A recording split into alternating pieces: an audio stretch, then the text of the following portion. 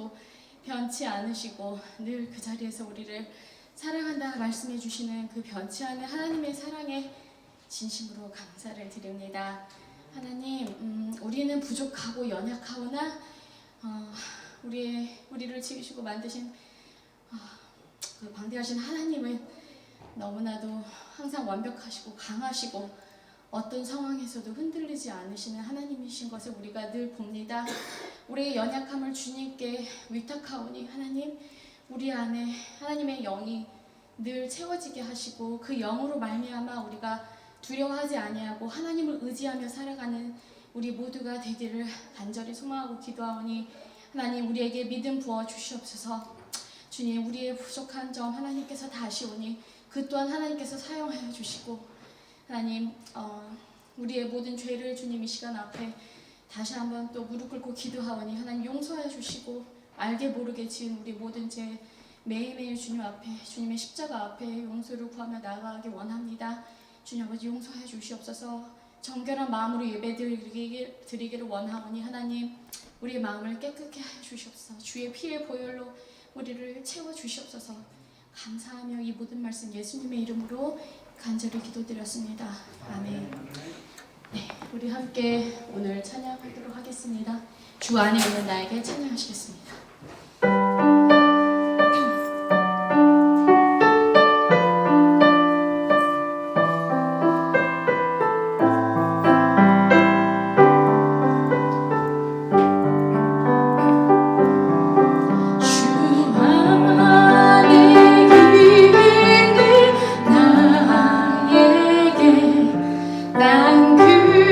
근심이 있으랴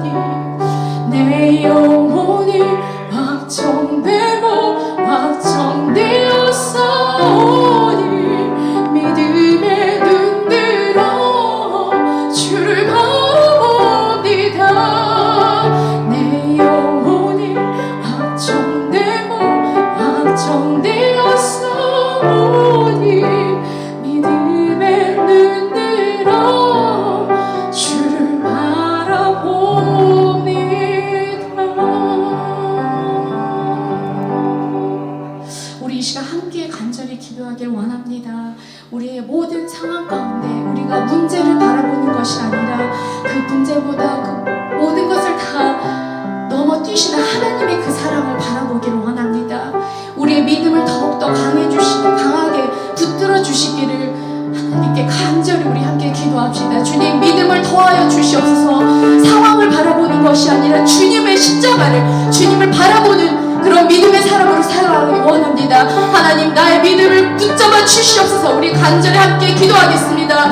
하나님, 모든 상황 속에서 우리가 우리의 자신을 바라보는 것이 아니라, 문제를 바라보는 것이 아니라 하나님 아버지를 바라보길 원합니다. 아버지를 바라보길 원합니다. 믿음 없는 자같이 살지 않게 도와주시옵고, 온전히 하나님만을 바라보며 살게 도와주시옵소서. 모든 것을 다 위우는 하나님을 바라보기 원합니다. 주님을 바라보기 원합니다. 나의 눈이 땅을 향하는 것이 아니라 하나님을 바라보게 하시옵소서. 내가 믿음으로 선포하게 하시옵소서. 주님 아버지, 주님을 바라보게 하여 주시옵소서. 아버지, 내게 믿음 주시옵소서. 아버지, 믿음 주시옵소서. 아버지, 주님께 맡기는 믿음 주시옵소서. 내가 붙들고 살지 않는다. 아버지, 회개합니다. 하나님, 회개하오니 하나님, 아버지, 내 마음이 간절하게 아버지 부르며 주시옵소서. 아버지, 주님 만을 바라보게 하여 주시옵소서. 아버지, 주님의 십자가만을 바라보게 도와주시옵소서. 믿음 약함을 아버지 용서해 주시옵소서. 아버지, 믿음 가운데 주님만을 바라보게 도와주시옵소서. 아버지만 바라보게 하여 주시옵소서. 하늘나라 보게 하여 주시옵소서. 하늘나라 보게 하여 주시옵소서. 아버지, 주님 바라보게 하여 주시옵소서.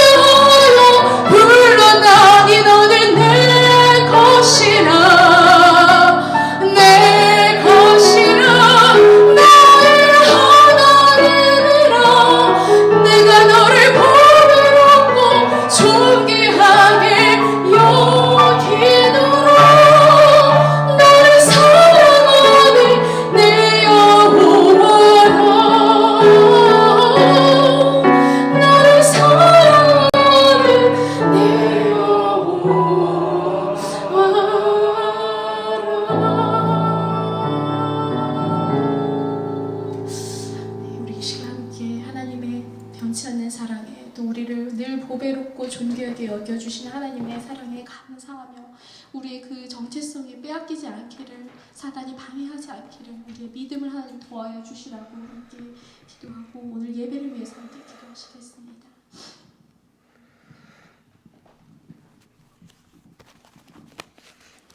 사랑의 하나님, 아버지 주님 전에 저희들을 불러주시고 주님께 경배와 찬양을 드리게 하시니 감사합니다. 주님을 찬양하는 것이 기쁨이고 주님의 말씀을 듣는 것이 세상의 그 어떤 것보다 귀한 것인 줄 알고 주님 앞에 나왔습니다. 하늘의 소망만을 바라보며 늘 감사로 살아야 하건만 우리는 자기의 분깃을 달라 조르는 탕자처럼 드리기보다 받기에 더 급급했는지 모릅니다.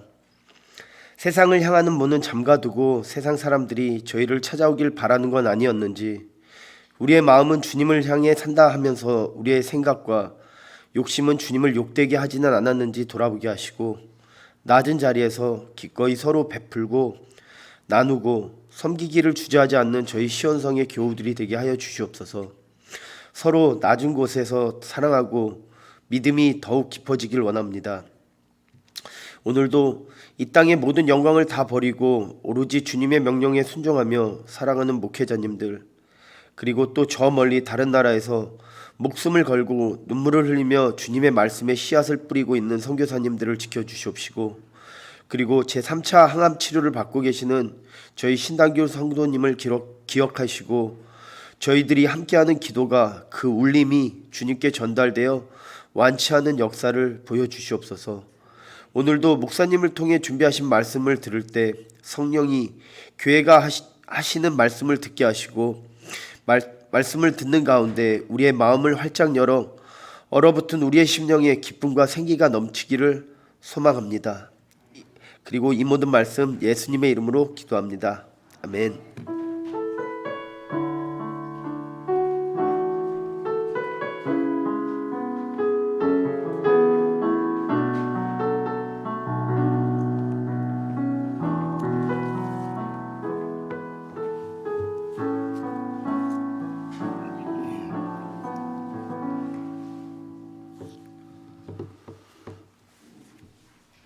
잘 오셨습니다. 앞뒤 분들 함께 인사를 한번 나누시죠. 참 잘 오셨습니다. 주의 축복이 여러분과 함께 하십니다. 오늘은 주연절 후 8번째 주일 예배로 하나님 앞에 드리고 있습니다. 주님의 산상변모일이라고도 하고요. 또 이번 주에는 또 3.1절, 저희가 103주년 되는 3.1절이 있는 주간이기도 합니다. 우리 조국을 위해서도 항상 기도해 주시기를 바라고요.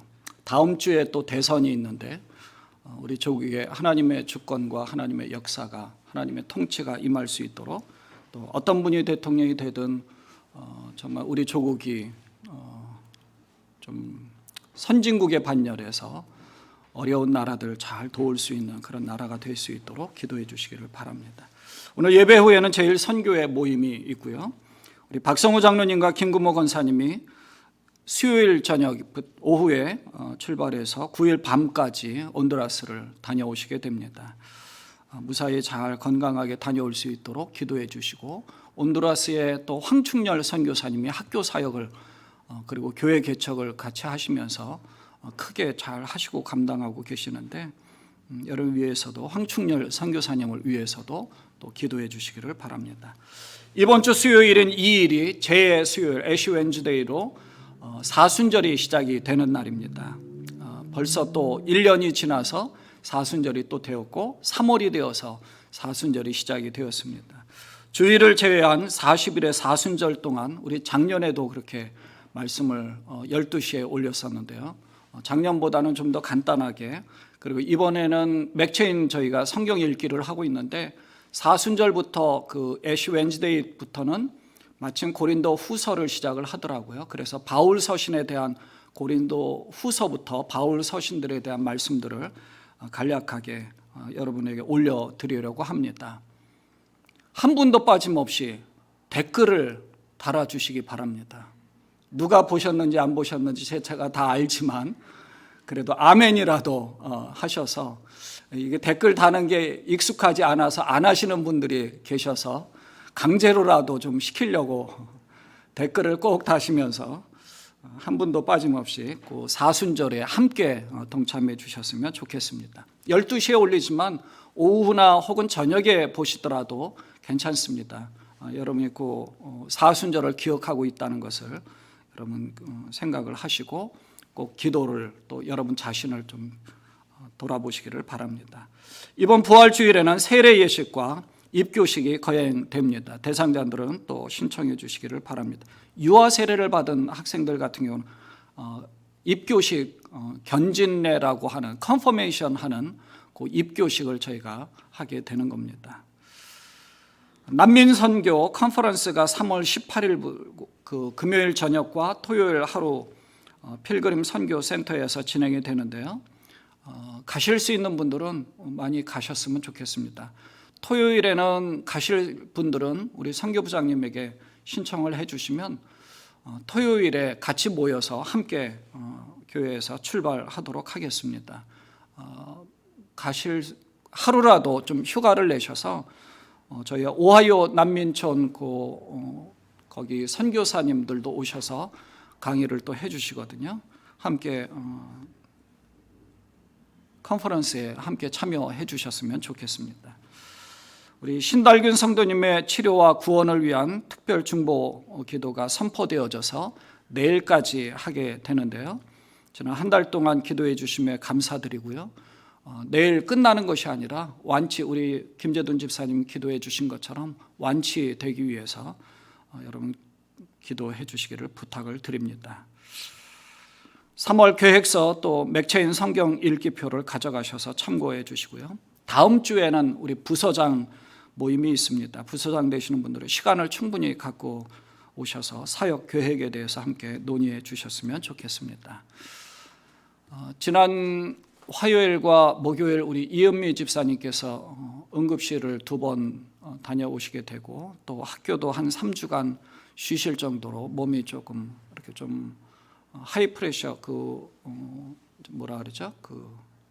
고혈압 그걸로 제가 재은이한테 물어봐가지고 그래서 몸이 좀 안 좋습니다.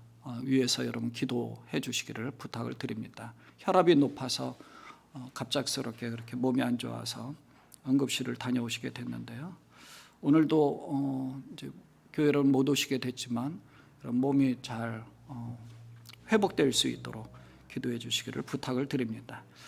우리 반혜성 권사님께서 김밥하고 약식을 또 많이 준비를 해 주셨습니다. 예배 끝나고 2층에서 친교실에서 함께 시간을 보내면서 드시기를 바랍니다.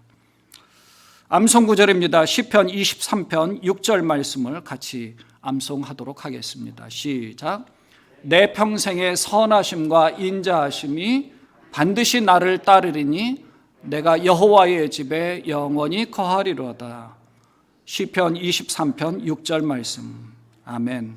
영원히 살리로다. 제가 예전에 개역 한글로 암송을 해서 자꾸 이게 헷갈리는데요.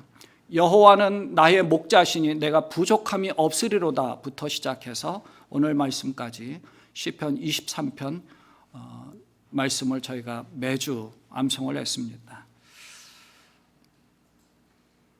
네, 이번 한 주간엔 시편 1편 1절 말씀을 암송하면서 또 한 주간 승리하시기 바랍니다. 같이 한번 읽어보겠습니다. 시작. 복 있는 사람은 악인들의 꾀를 따르지 아니하며 죄인들의 길에 서지 아니하며 오만한 자들의 자리에 앉지 아니하고. 시편 1편 1절 말씀. 아멘. 눈치 빠른 분들은 아시겠지만 저희가 가족 수련회를 가면 시편 1편이나 시편 23편 암송 대회를 할 것입니다. 저희가 한 절 한 절 다 암송을 한 절씩 한 주씩 외웠으니까 시편 1편까지 포함해서 여러분 암송하는데 운전하시면서 계속 암송을 하시면서 최대한 잘 암송해 주셔서 암송대회에 대비해 주시기 바랍니다.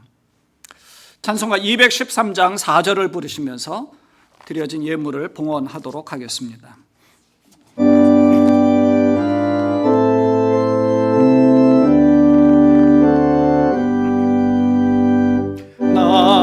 나의 보아드리니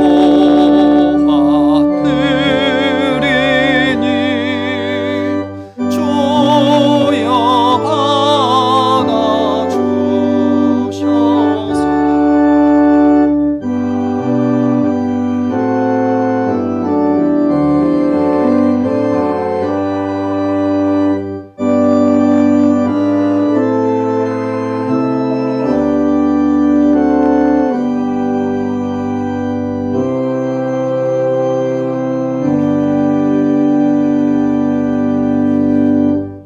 하나님 아버지 참 감사합니다. 하나님 앞에 나와 예배할 수 있도록 가정에서 혹은 우리 성전에서 하나님께 구별하여 단을 쌓게 해주심을 감사드립니다. 감사로 하나님 앞에 단을 쌓고 예배하는 자가 하나님을 영화롭게 한다고 말씀한 것처럼 우리 모두가 하나님 앞에 단을 쌓고 주님을 영화롭게 하고자 예배하옵나니 우리의 예배를 주님 받아 주옵소서. 하나님께만 영광이 되게 하여 주옵시고 예배하는 우리 모두에게는 큰 기쁨의 그러한 우리의 삶과 예배 그리고 선교적인 삶 살아갈 수 있도록 주께서 인도하여 주옵소서.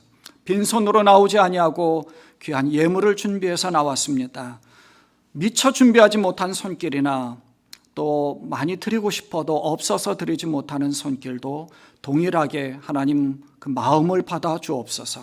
10의 1조로 이 모양 저 모양으로 감사하는 감사 예물로 주일 헌금으로 선교 헌금으로 그리고 건축 헌금으로 하나님 우리가 선교사님들을 위해서 간절한 마음으로 이 모든 기도의 제목까지 포함해서 주께 올려드리옵나니 우리 하나님 흠양하여 주옵시고 하나님 마음껏 축복하여 주옵소서. 기도하는 모든 기도의 제목까지 주님 앞에 올려드립니다. 몸이 아픈 자들 우리 신달균 성도님을 위해서 기도하고 이은미 집사님을 위해서 기도하는 이 기도의 목소리도 주님 앞에 올려드리옵나니 주께서 귀 기울이시고 직접적인 주님의 손길로 안수안찰하여 주셔서 일으켜 세워 주옵소서. 회복되게 하여 주옵소서.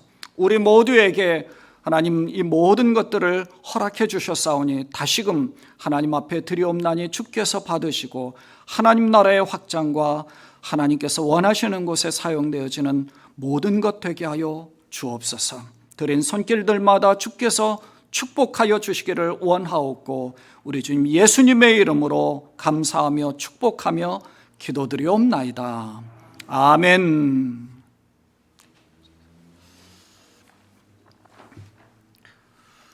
사도신경으로 우리의 신앙을 고백합니다. 나는 전능하신 아버지 하나님 천지의 창조주를 믿습니다. 나는 그의 유일하신 아들 우리 주 예수 그리스도를 믿습니다. 그는 성령으로 잉태되어 동정녀 마리아에게서 나시고 본디오 빌라도에게 고난을 받아 십자가에 못 박혀 죽으시고 장사된 지 사흘 만에 죽은 자 가운데서 다시 살아나셨으며 하늘에 오르시어 전능하신 아버지 하나님 우편에 앉아 계시다가 거기로부터 살아있는 자와 죽은 자를 심판하러 오십니다. 나는 성령을 믿으며 거룩한 공교회와 성도의 교제와 죄를 용서받는 것과 몸의 부활과 영생을 믿습니다. 아멘. 아멘. 하나님의 말씀은 누가복음 17장 11절부터 19절까지 말씀을 다 일어나셔서 함께 교독하도록 하겠습니다.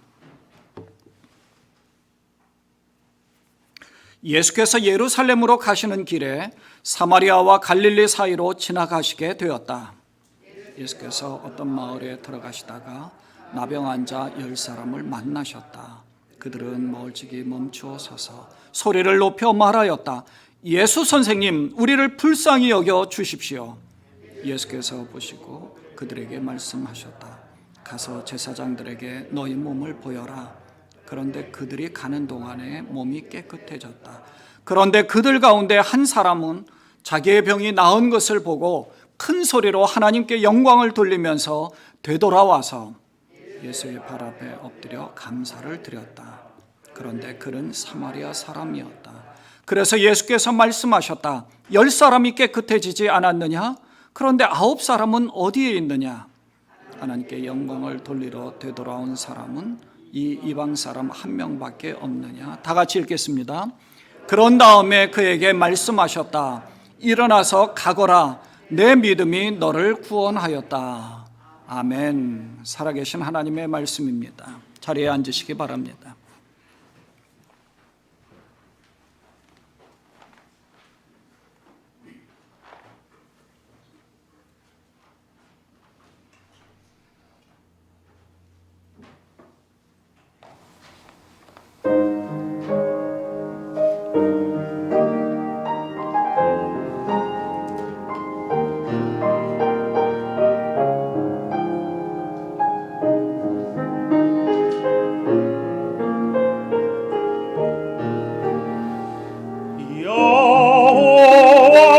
여호와는 나의 목자시니 내게 부족함이 없으리로다. 그가 나를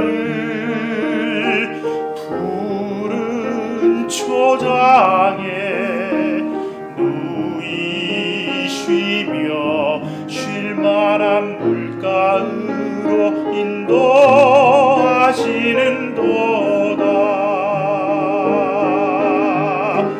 내 영혼 소생시키시고 자기 이름 위하여 의의 길로 인도하시는도다.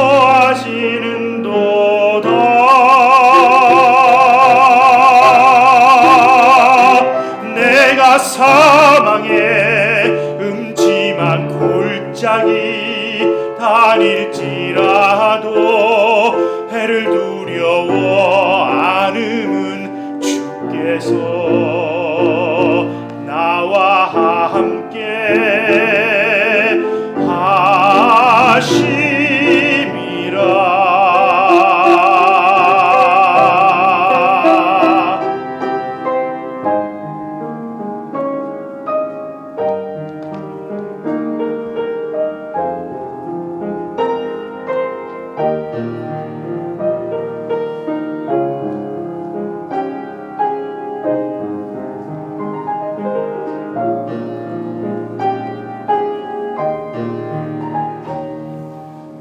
나의 평생의 선하심과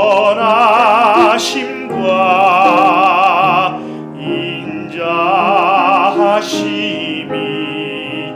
나를 따르리니 내가 여호와 집에 영원토록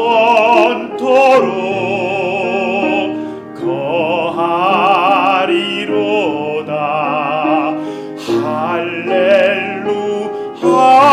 할렐루야.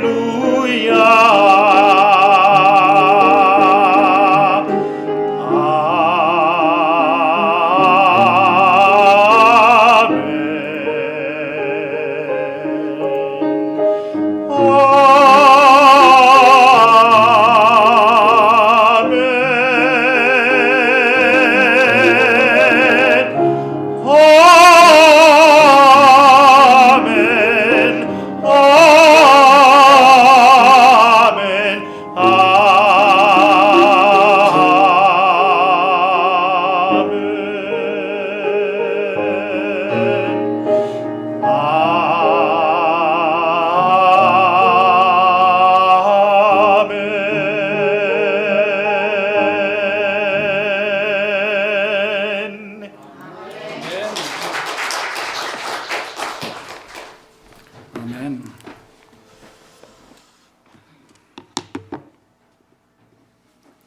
오늘 본문의 말씀으로 주님이 원하시는 믿음이라는 제목으로 말씀을 전하도록 하겠습니다. 오늘 말씀이 17장 1절부터 19절까지 되어 있지만 11절부터 읽었습니다. 17장 11절에 오늘 말씀은 이렇게 시작을 합니다. 예수께서 예루살렘으로 가시는 길에 사마리아와 갈릴리 사이로 지나가시게 되었다는 겁니다. 갈릴리와 가버나움에서 복음을 증거하시다가 때가 되어 십자가를 지시기 위해서 예루살렘을 향하여 나아가시던 중이었습니다. 이 사마리아와 갈릴리 사이가 이제 어디쯤인지 한번 지도를 한번 보시면요. 이스라엘은 이제 굉장히 작은 나라입니다. 한국의 강원도 사이즈하고 비슷한데 우리가 사는 이 뉴저지보다 조금 작은 나라죠. 길게 늘어선 계란 모양의 타원형입니다. 타원형 형태로 되어 있는데요. 북쪽에 저 위에 갈릴리 호수로부터 요단강 줄기를 따라서 이렇게 쭉 그 물줄기가 내려오고 그게 이제 사해로 유입이 되어서 더 이상 물이 다른 곳으로 빠져나가지 않죠. 그 물줄기만 있습니다. 이스라엘은. 북쪽의 갈릴리 사람들은 이 사마리아를 이방 지역으로 보고 사마리아를 거쳐서 가지 않고 요단강 쪽으로 조금 돌아서 다녔습니다. 예수님도 예루살렘을 가실 땐 그렇게 다니셨죠. 그런데 오늘 본문에서 어쩐 일인지 사마리아를 관통하셨습니다. 보통 사마리아는 이방인 지역으로 해서 사실은 좀 경멸하고 멸시하는, 유대인들은 그 사람들을 좀 멸시했습니다. 사마리아 사람 그러면 부정한 사람으로 취급을 했었던 거죠. 그래서 사마리아를 관통하지 않았는데 오늘 본문에서는 사마리아 쪽으로 가시게 되셨습니다. 그런데 그곳에서 어떤 마을에 들어가시는데 나병 환자 10사람을 만나게 된 겁니다. 먼 거리에서 예수님을 보고 소리를 질렀습니다. 12절과 13절에 보면요. 어떤 마을에 들어가시다가 나병 환자 10사람을 만나셨다. 그들은 멀찍이 멈추어 서서 소리를 높여 말하였다. 예수 선생님, 우리를 불쌍히 여겨 주십시오. 나병 환자들은 사실 마을 안으로 들어올 수가 없었습니다. 부정한 사람으로 취급을 당했으니까 예수님이 지나간다 그래도 예수님에게 가까이 갈 수가 없었던 거예요. 사람들이 몰려다닌다 그래도 갈 수가 없었기 때문에 멀찍이서 마을로 들어오지 못하고 멀찍이서 소리를 지른 겁니다. 아마도 한 사람이 소리 지르면 잘 들리지 않았겠죠. 10사람이 아마 소리를 높여가지고 함께 합심해서 다 같이 외치자 하고 예수 선생님 하고 동시에 외쳤을 겁니다. 그러니까 그게 소리가 들린 거죠. 여러분 배너라는 영화를 보신 적이 있으시죠? 배너가 워낙 유명하고 감동 있는 그런 영화라서 그 배너에 어머니가 나병에 걸렸고 또 여동생이 나병에 걸려서 이 모녀가 사는 그 마을 바깥에서 동굴 같은 데서 아주 비참하게 살아가는 그 모습을 아마 영화의 한 장면에서 보셨을 겁니다. 그렇게 비참하게 살아가는 존재들인 거예요. 나병에 걸린 거는 사실 부정한 병에 걸렸다라고 생각을 한 거죠. 그래서 부정한 사람이 함께 어울릴 수 없다는 유대인들의 의식에 따라 그 율법에 의해서 완전히 별도로 다른 곳에서 삶을 살 수밖에 없었죠. 나병 환자들이 예수님의 소문을 들었습니다. 예수님이 병 고침을 하고 귀신을 쫓아내고 죽은 자까지도 살린다. 그런 소문이 쫙 퍼졌는데 그 소문을 들어서요. 그것으로 생각하면 자기들의 병도 분명히 나을 것이라고 생각을 했겠죠. 12회를 혈루증 앓던 여인도 이 소문을 듣고 예수님을 만나면 나을 수 있다는 믿음이 생겼고 수많은 무리들이 그 예수님을 밀치고 갔기 때문에 예수님을 가까이 만날 수가 없기 때문에 그 비좁은 틈을 들어가 가지고 옷자락이라도 만진 것 아닙니까? 그 속에 믿음이 생겼기 때문에 어떻게든 병이 나으려고. 누구든지 예수님을 만나면 문제가 해결된다는 그런 의식을 갖고 있는 것이 믿음인 겁니다. 예수님을 만나야 됩니다. 예수님을 만나지 않고는 해결될 수가 없습니다. 육신의 질병도 마찬가지죠. 사실은 모든 육신의 질병은 스트레스부터 비롯된다고도 얘기하는데 그것이 사실은 우리의 영으로부터 시작이 되는 거 아니겠습니까? 모든 문제들이 예수님을 통하여서 해결받아야 되는 겁니다. 나병 환자들도 멀찍이서 예수님이 어디로 가는지 모르지만 수소문에 매서 아마 물어봤겠죠. 마침 이 마을을 지나가신다. 그 나병 환자들이 어디에 사는지 모르지만 그곳으로 쫓아왔어요. 멀리서 마을로 들어가지 못하고. 왜 쫓아왔을까요? 병 고침을 받기 위해서. 한 가지 목적입니다. 병을 고쳐야 되겠다. 병이 나아야 되겠다. 절박한 심정이 있었습니다. 절박한 마음으로 예수님께 매달려야 되겠다. 그렇게 해서 예수님이 지나가실 때에 멀리서 주님을 보고 부르짖었습니다. 예수 선생님, 우리를 불쌍히 여겨 주십시오. 불쌍히 여겨 달라는 겁니다. 예수 선생님 이렇게 불렀지만, 선생님, 우리는 보통 우리를 가르치는 티처, 선생님이라고 얘기하지만 티처라는 그런 개념이 아니라 영어 성경을 보면 마스터라고 되어 있습니다. 그러니까 마스터라는 얘기는 능력자를 얘기하는 거잖아요. 모든 것을 할 수 있는 권한을 가진 자, 능력이 있는 분으로 묘사를 하는 거죠. 아, 예수님은 정말 그 능력을 가지신 분이라는 것을 나병 환자들은 알고 있는 거죠. 말씀을 배우는 그런 선생님의 개념이 아닙니다. 그래서 능력자 되는 그 예수님을 부른 거예요. 14절에 보면 예수께서는 보시고 그들에게 말씀하셨다. 가서 제사장들에게 너희 몸을 보여라. 그런데 그들이 가는 동안에 몸이 깨끗해졌어요. 주님은 자신을 불쌍히 여겨달라고 한 그 10사람을 주목해서 보고 고쳐주셨습니다. 너희 병이 다 나았다 하고 선포하지도 않았고요. 직접적으로 다른 이렇게 그 손으로 그들을 안수하거나 안찰하거나 몸을 만지실 때도 많이 있었는데 만지신 것도 아닙니다. 병이 다 나았다라고 얘기한 것도 아니었어요.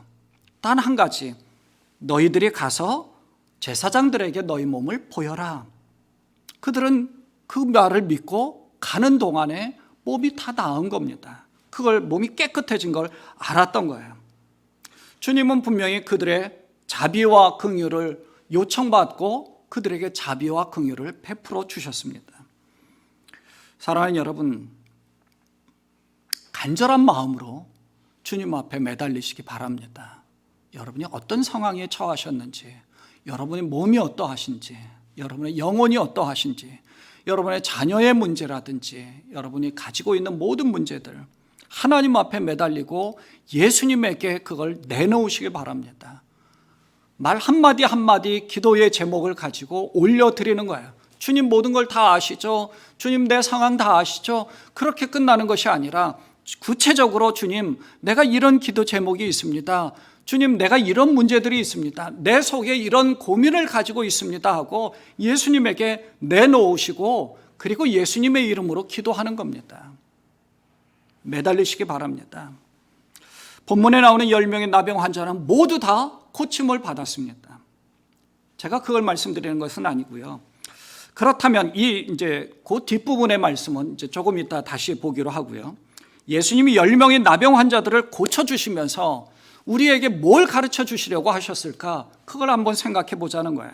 무엇을 깨닫고 알게 하시고 우리로 하여금 영적인 교훈을 갖도록 하셨을까?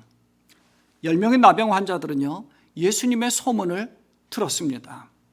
모두가 예수님의 능력을 믿었고 마스터라고 분명히 외쳤습니다. 우리를 고쳐주십시오 라고 외쳤고 예수님께서 제사장들에게 가서 너희 몸을 보여라 라고 얘기한 그 말을 듣고 예수님에게 따지지도 않았습니다. 주님, 우리를 고쳐주셔야지 무슨 제사장에게 가서 보이라고 합니까? 따지지 않았어요. 그들은 아하, 분명히 무슨 의도가 있을 것이다 라고 정말 나만 장군이 요단강에 몸을 씻듯이 무조건 가서 제사장에게 보이려고 가는 도중에 깨끗해진 것을 알게 되었다는 거예요. 깨끗해졌어요. 예수님에게 가서 주님, 우리를 기도해 주셔야 되는 거 아닙니까? 안수해 주셔야 되는 거 아닙니까? 우리에게 모든 병이 다 나았다라고 분명히 기도해 주셔야 되는 거 아닙니까? 따지지 않았어요.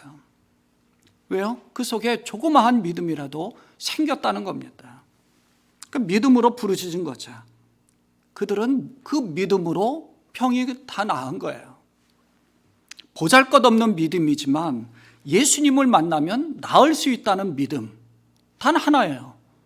말씀을 다 배운 것도 아닙니다. 이 나병 환자들은 예수님의 소문만 들었지 예수님이 하나님의 나라의 복음을 증거하는 것이 무엇인지 하나님의 나라가 무엇인지도 잘 몰라요. 오직 한 가지, 예수님을 만나면 나을 수 있다는 그 조그마한 믿음이라는 거예요. 예수님은 그걸 보여준 겁니다.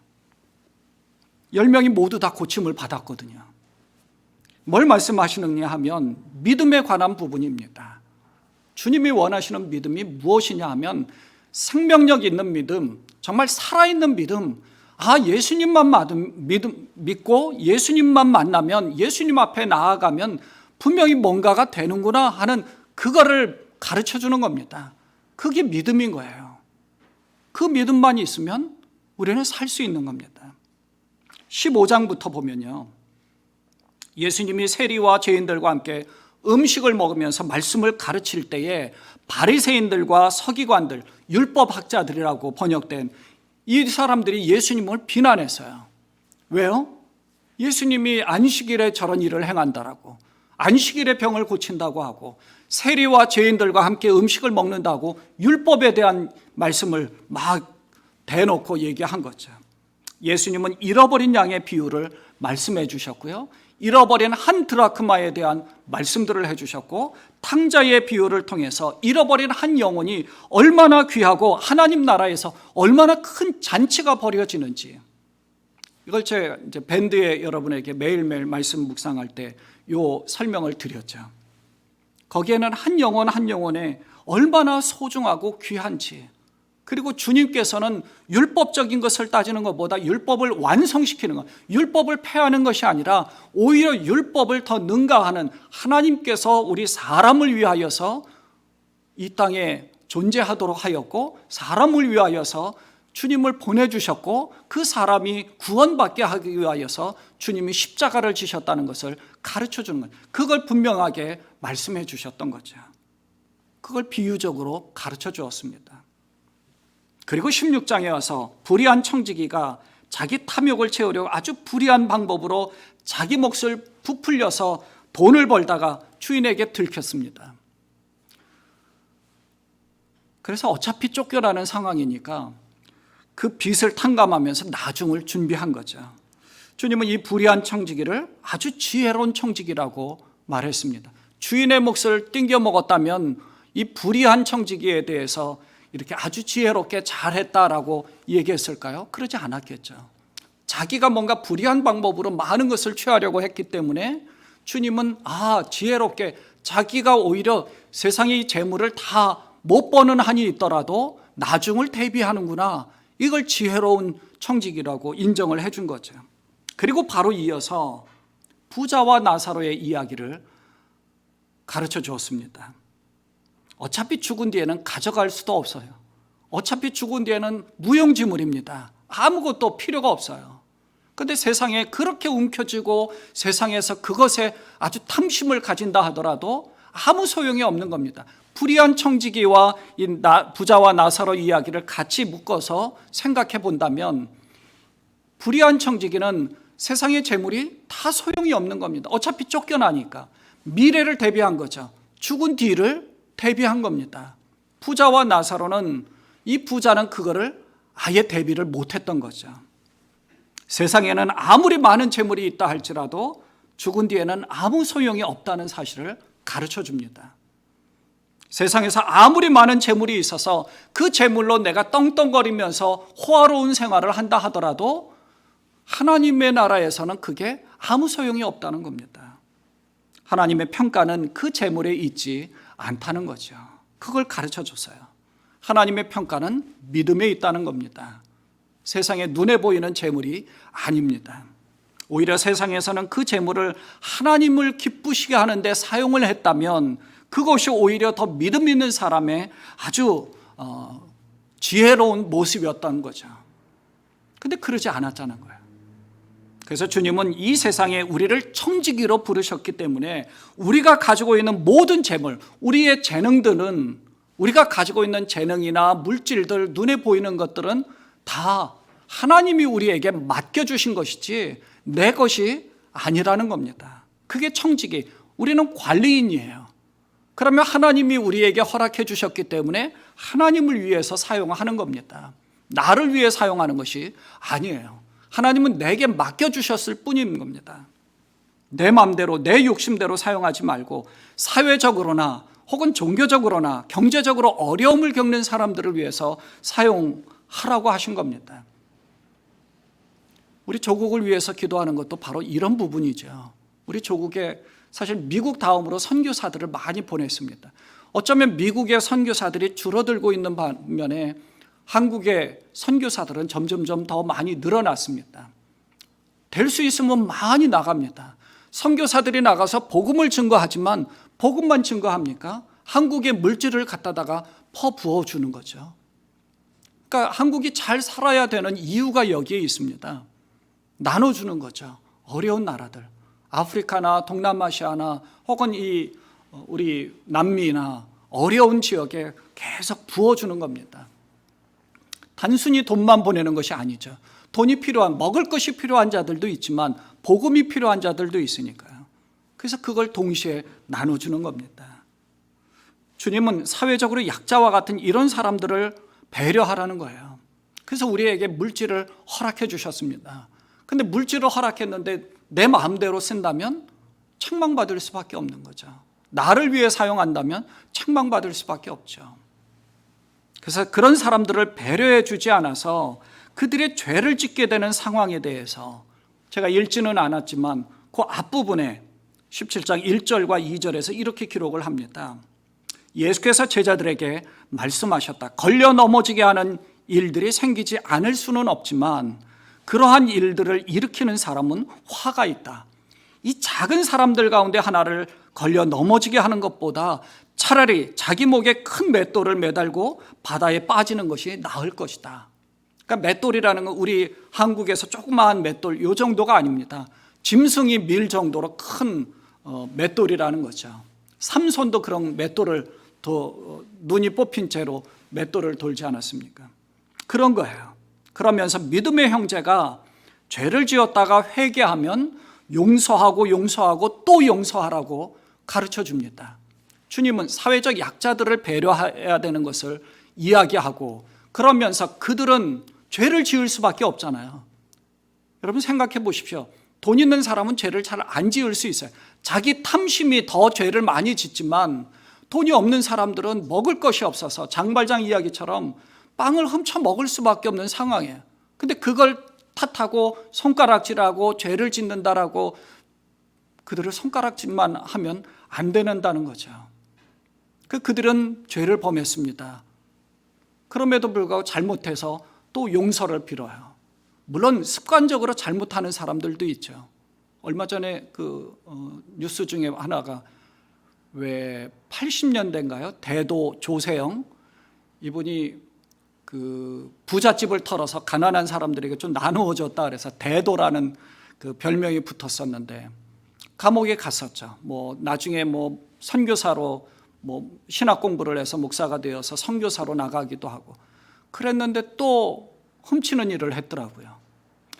선교 센터를 어떻게 하기 위해서 이 돈이 필요한데 그걸 못해요. 하지 말아야죠.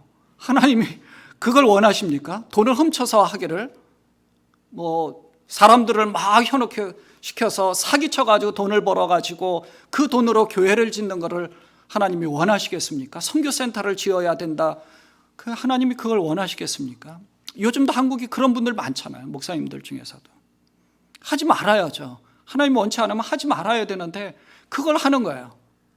하나님의 이름으로 주님이 원하신다고 사람들을 막 선동해서 돈을 헌금을 하게 해서 합니다. 뭐가 잘못됐을까요? 그건 하나님을 위하는 것이 아니라 자기를 위한 거 아닙니까? 자기 욕심 아니에요. 자기 이름을 내세우려고 하는 바벨탑과 같은 거 아니겠습니까? 그러면 안 되는 거죠. 오히려 자기가 이름 없이 나서지 말고 자기가 하고 있는 것 뒤에서 헌신하면서 그 일들을 한다면 인정해 줄 만해요. 근데 그러지 않는다는 겁니다. 주님은 그걸 이제 얘기하다가 4절과 5절에서 이렇게 말씀합니다. 그가 내게 하루에 7번 죄를 짓고 7번 내게 돌아와서 회개하오 하면 너는 용서해 주어야 한다. 용서하는 이유가 있죠. 조금 전에 말씀드린 것처럼 가난하고 어려운 사람들, 사회적 약자들은 죄를 지을 수밖에 없는 상황이니까 죄를 그렇게 지을 수밖에 없죠. 또 하나는요. 우리가 재판관이 아닙니다. 우리도 똑같은 사람이에요. 똑같은 존재인데 하나님 앞에 용서를 구해야 되는데 내가 용서하마라고 할 수가 없는 거예요. 이 말씀이 이제 마태복음에도 기록되어져 있는데 마태복음에서 베드로가 물어보잖아요. 얼만큼 용서를 해야 됩니까? 그랬더니 7번씩 70번이라도 해야 된다. 이게 이제 개역 개정에는 그렇게 얘기하고 개역 한글에서는 또 바뀌어서 70번씩 7번이라도 어쨌든 490번을 용서하라는 거예요. 끝없이 용서하라는 거예요. 용서하고 용서할 권한이 사실은 나한테 없다는 말씀을 가르쳐 주는 거죠. 그래서 우리에게는 용서할 권한이 없지만 하나님께서 용서하기를 바라면서 나는 개입하지 말라는 거예요. 잘못했어도. 어쨌든 그러니까 이 말씀을 지킨다는 게 너무 힘든 거예요. 그래서 사도들의 주님께 우리에게 믿음을 더하여 주소서라고 요청을 합니다. 이게 사실은 믿음이 없이는 이걸 감당하기가 어려운 거예요.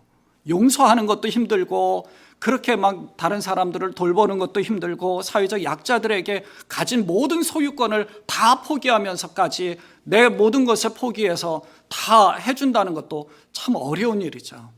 왜냐하면 내 자녀들에게 뭔가 물려줘야 되고 내 노후도 준비해야 되고 내가 움켜쥐고 있어야 되는데 이게 없으면 정말 우리는 곤란한 상황에 처할 수도 있잖아요.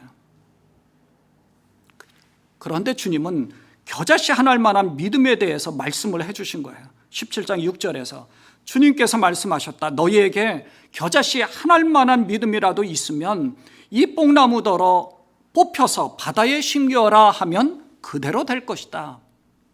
겨자씨, 여러분 깨 하나보다도 훨씬 더 작은 그냥 볼펜으로 그 모나미 볼펜 같은 거 그걸로 딱 찍으면 그게 겨자씨만한 겁니다.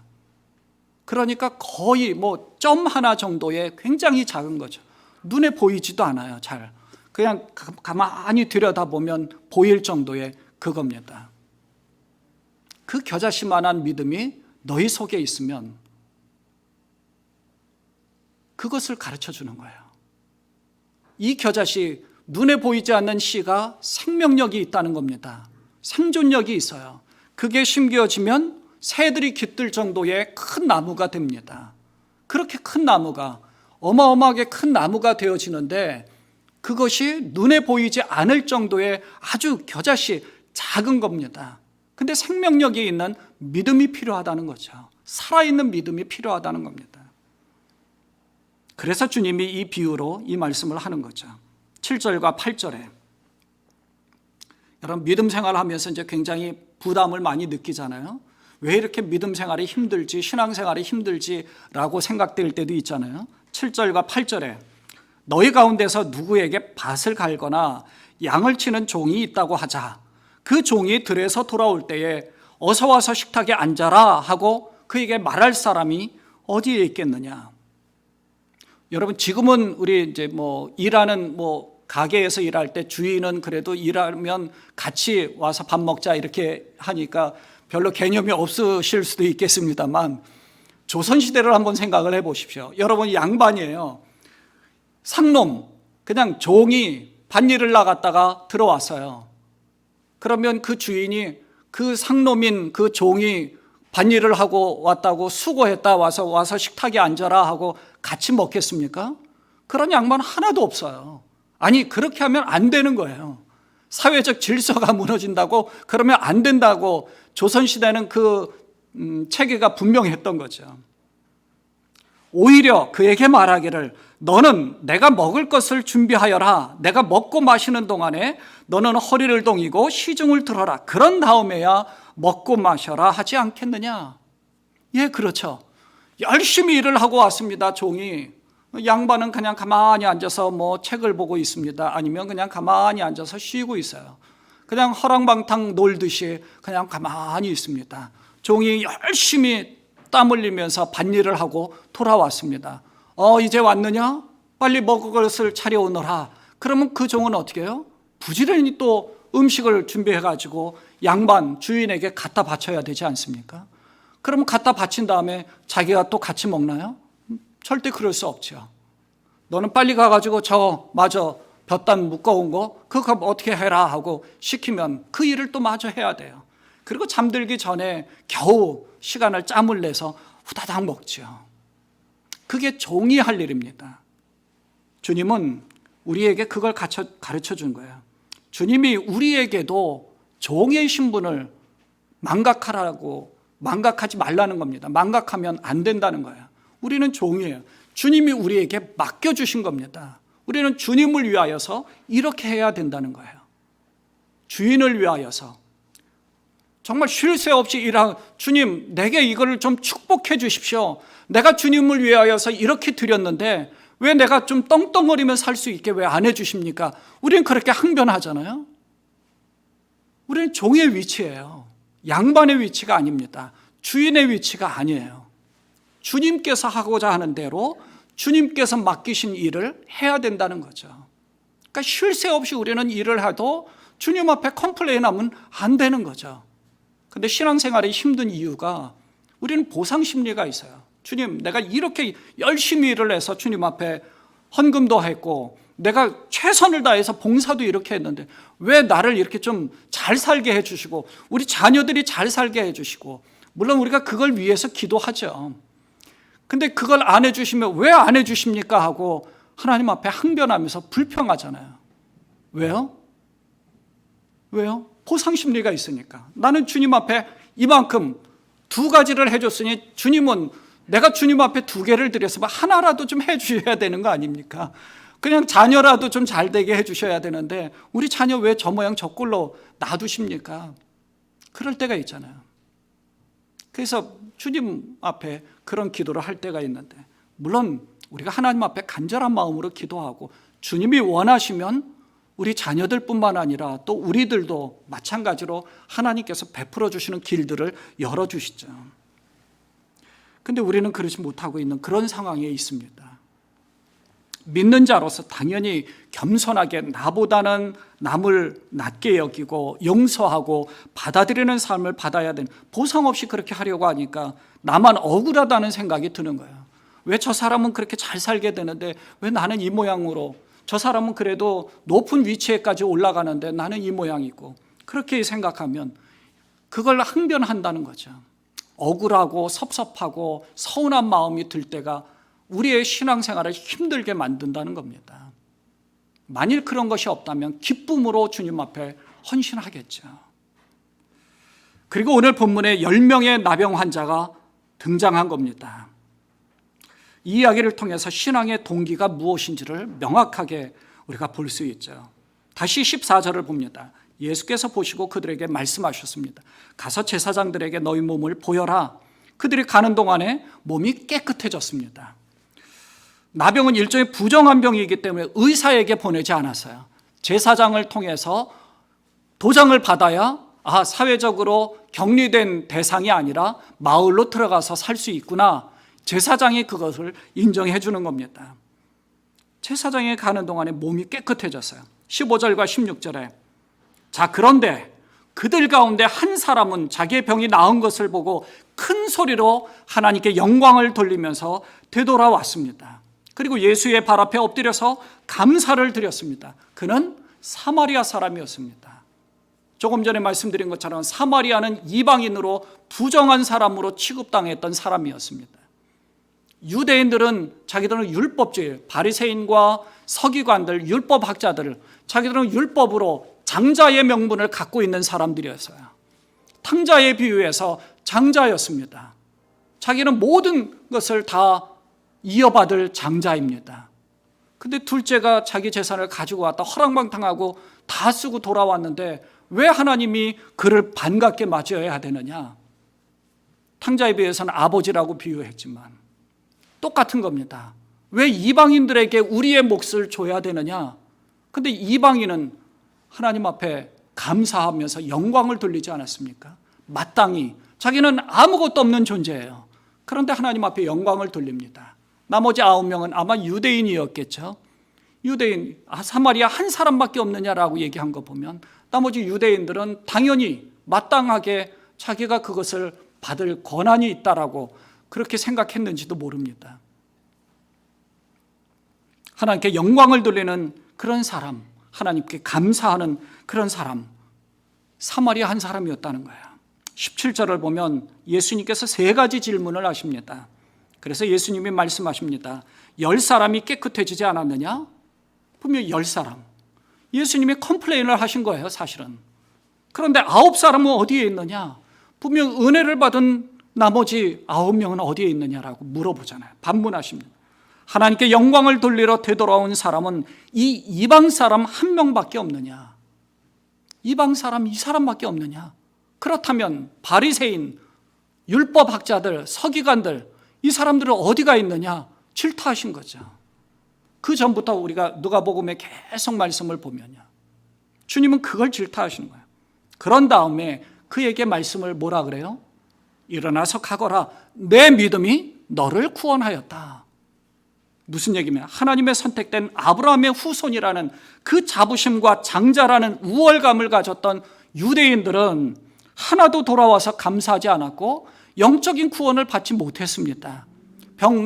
그들 예수님께서 수많은 사람들의 병자들을 고쳐주셨잖아요.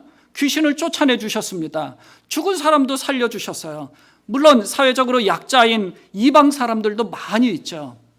그러나 그 가운데는 유대인들도 있었을 겁니다. 주님에게 와서 영광을 돌리고 주님에게 와가지고 감사한 사람은 없었죠. 그런데 이 이방 사람은 와서 감사한 거예요.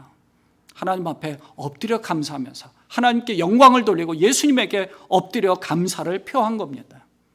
시편 50편 23절에 보니까 감사하는 마음으로 제물을 바치는 사람이 나에게 영광을 돌리는 사람이니 올바른 길을 걷는 사람에게 내가 나의 구원을 보여주겠다. 아멘. 예, 그렇습니다.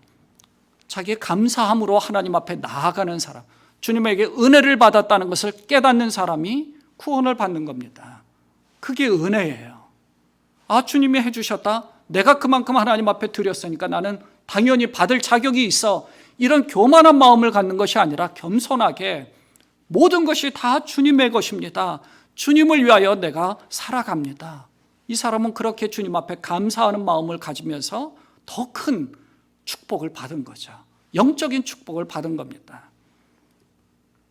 내 믿음이 너를 구원하였다.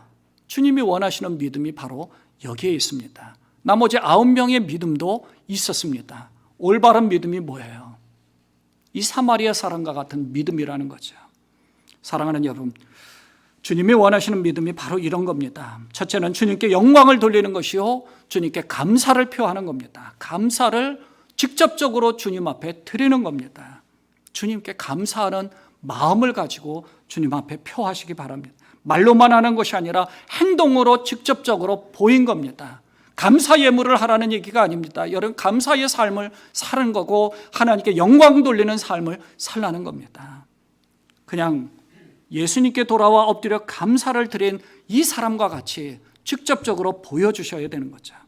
눈에 보이는 믿음의 역사는 10명 모두에게 나타났지만 눈에 보이지 않는 영혼 구원은 진정한 믿음을 가진 이 한 사람에게 나타났다는 것입니다. 이 믿음의 역사, 기적 같은 일들을 경험하고 나타나고 그리고 하나님께서 큰 은혜를 베풀어 주시는 것을 맛보시는 그런 여러분 되시기를 바랍니다. 주님이 원하시는 이러한 믿음으로 하나님께 영광 돌리고 감사의 삶을 사시는 여러분 되시기를 주님의 이름으로 축원을 드립니다. 기도하겠습니다.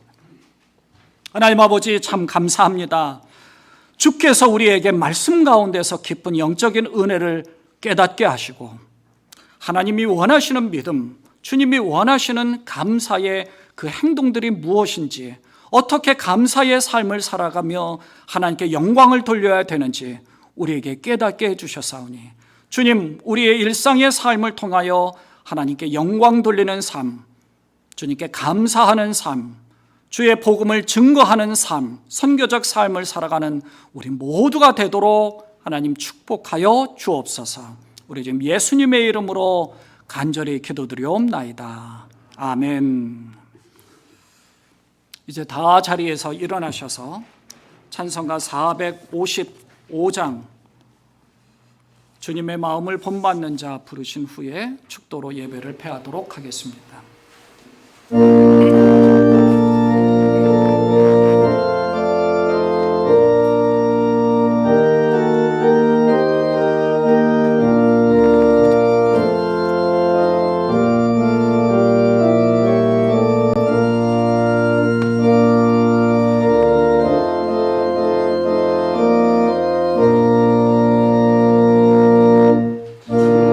주님의 마음을 본받는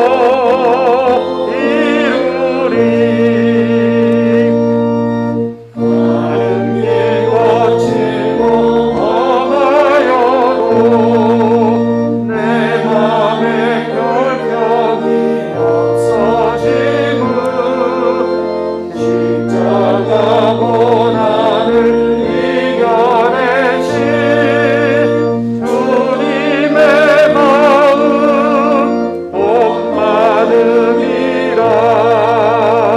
주님의 마음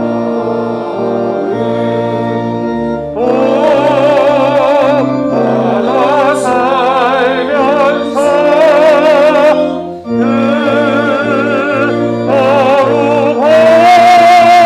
거룩하신 나도 이루리.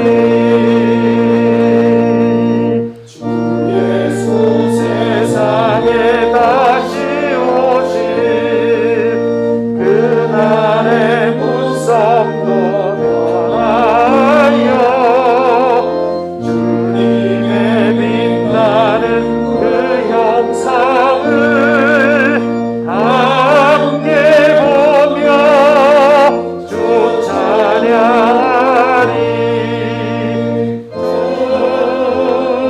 주님의 마음 복 받아 살면서 그 거룩하신 나도 이루리. 이제는 우리 주 예수 그리스도의 은혜와 하나님 아버지의 무한하신 사랑하심과 성령님의 내주하심의 역사가 정말 이 땅 가운데서 주님이 원하시는 참된 믿음, 살아있는 믿음, 생존력 있는 믿음으로 세상 가운데서 주님께 영광 돌리며 감사하는 삶을 살기로 다짐하고 주님 앞에 머리 숙이는 당신의 사랑하는 모든 자들 머리 위에, 그리고 이 자리에 함께하지 못하고 병들어 정말 주님 앞에 간절한 마음으로 병고침을 위하여서 기도하는 우리 신달균 성도님과 이현미 집사님과 가정에서 예배하는 모든 자들 위해 이제로부터 영원까지 함께하옵시기를 간절히 축원하옵나이다. 아멘.